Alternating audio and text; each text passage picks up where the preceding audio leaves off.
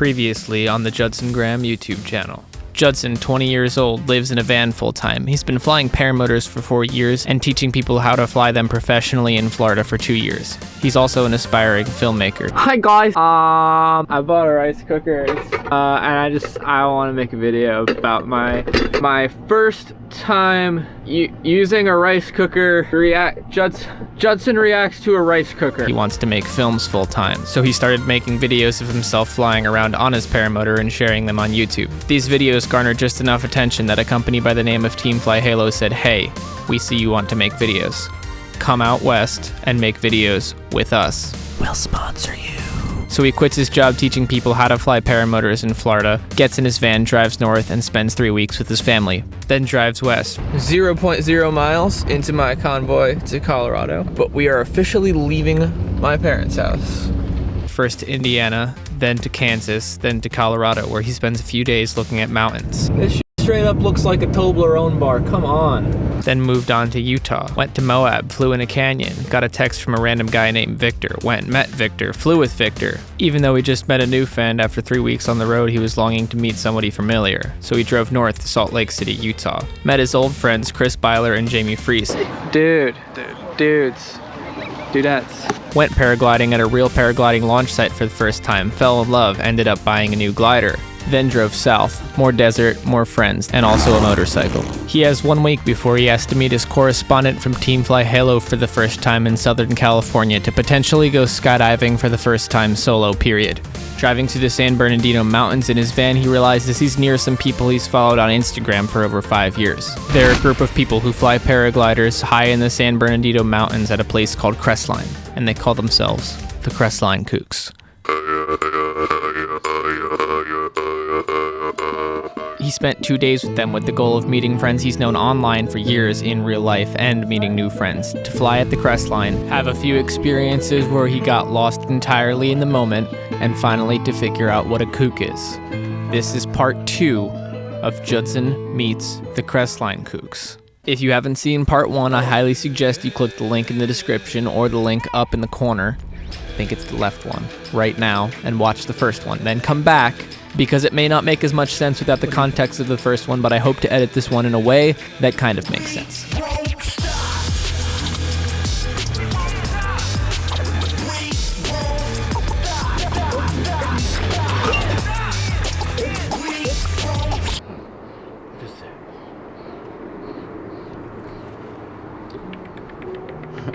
You have to get rid of all those pokey things on you, bro.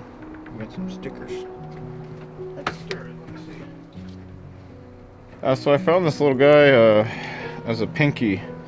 He was the size of my palm out in the side yard, and decided to not let him die. And I've been raising him ever since, basically. Now he comes back for food. He seems pretty hungry right now. I have a friend who sent me actual squirrel formula. Oh.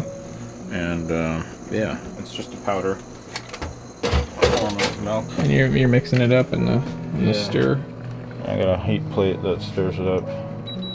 It's probably hot.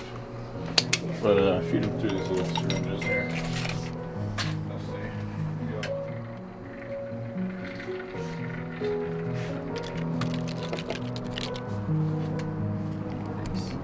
Don't be embarrassed. Suck that shit down. There he goes. Yeah, get it. All right, here's Tyler Burke, world record arrow catching champion. Sheesh! And now, off-roading with Wyatt. What are we doing? We're going to most likely dry waterfall that's just down the road from here. A few minutes from launch, 3 minutes from here. It's not too hard of a ride. It's a pretty smooth trail comparatively for what trails are out here. Tell me about the Nissan real quick. It's the car that shouldn't be able to do it and keep going, but it makes it through everywhere. I just can't believe this thing's still in one piece. I romp this thing as hard as it can go, and Nissan makes big heavy parts and it's held up. Oh yeah. The other.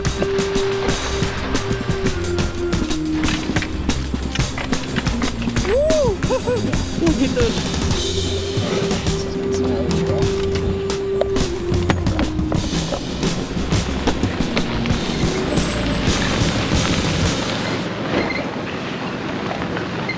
This is kind of a fun perspective. A kook, you know, it's everyone has a bad name on kooks. It's like the person that shouldn't be there, or the person snowboarding that's bad and sitting in front of the lips of jumps, but we're trying to break that. And it's kind of like a group of people that are just against normal norms, do different things, and then normal people do, and a group of people that accept other people no matter what kind of activities or what they think. It's just all a big family of people that want to be a little bit different. This is a gnarly trail. It's called the Black Box Trail. Fox Racing came through and made this trail, and it gets intense. I really want to try to ride it one day. I've always found it pretty hard to live presently in a moment, and especially on this trip with so many things going on, living in such a dynamic environment, it's been quite the challenge. And going out into the woods with zero plan just to have some fun was such a breath of fresh air, and I'm very grateful that Wyatt invited me on this little impromptu adventure. So, I used to go in the woods when I was a kid with my brother and build dams. Me and my brother did that as well. It was such a good pastime. It is such a good pastime. You want to build a dam? Let's do it. It's gonna be a shoes off endeavor, I think. I think so too. Ooh. Oh, that is nice. It's really cold and crisp. Totally the leftovers of snow melt. This is snow melt, and it's cold. Yeah, I think we just need to fill these. Definitely fill these holes up. This, and I know Wyatt would agree, was the moment that I feel we became friends. Two people who lived thousands of miles apart on opposite sides of the country their entire lives, coming together to do something they'd both done before unknowingly, and knowing exactly what to do, when to do it, where to put things, and everything. And I found myself happy, not just a satisfied, I'm happy type of happy, but a pure childlike happiness from the fact that I was in the woods in the middle of California, feeling entirely at home with somebody I just met the day before, building a dam. What would like a Hoover Dam construction worker? What would they do? What would they say? Damn, dude. That work you did on that beam over there, damn, that really just, it has me damned. Damn, Daniel. Back at it again in those electrical rated safety steel toe boots. And because everyone else would get sick of hearing it is why I would still keep thinking it was funny. All right, check out this work. Dam built, no more dam puns. But if you look right here, so it was here. No, it was down there at that line in the water. And we took it all the way up. See here. Microphone was in the wrong position. We dammed up and did it pretty damn well. So yeah. I'm happy with how we dammed it. All right, we're gonna go paragliding. Go paragliding. Go do like some kind of transition. You can interpret it however you like, but we're in the woods now and we're going to paraglide. We're going to paraglide. I need to think of a transition. What's a good transition? Should I just like a little spin and... Paragliding is a sport of patience, and the previous day we flew, the wind wasn't strong enough for us to stay up. Every run was what's known as a sled run, where you just fly directly down the mountain.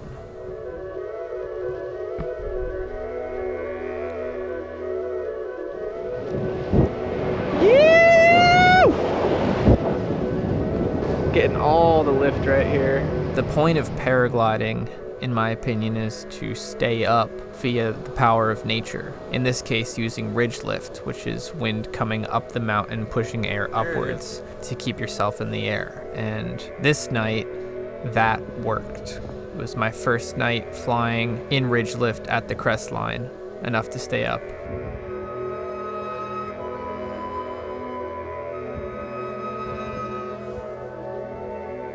And I was able to land on the top and drag my feet, just like I had seen online in videos 5 years ago. But then this happened. Yeah, he's doing fine. I'm just worried he's gonna get pushed down by the inversion layer. And I did. Moments after Wyatt said that, the wind pretty much turned off, and Tyler and I made a slow descent down to Caltrans.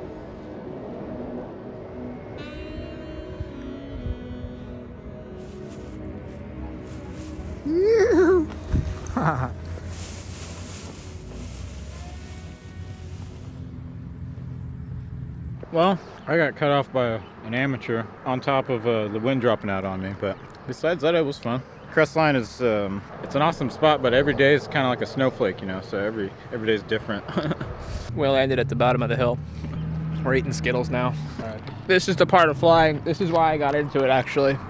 It was just to bum out and eat Skittles. Totally, right? Yeah. That's the best part of piloting, for sure. Well, we were thinking it might be a little bit better, but I got 6 top landings in, a hand drag, and a touch and go. So, you know, then I top landed, it didn't drop out, so I can't complain. Yeah. It was a good day. I'll be damned. Right there it is. See, he doesn't know what's going on. We went in the woods and built dams today, like children. That's a hydroelectric water plant down there. Very private water And plant. you start pushing that corner and you start getting sink, you think you can make it, but you don't. Then you're going to get into all these power lines. And you should have just taken the bail out. That's what I've come to realize. There are options to get away from those power lines, though. I got this feeling.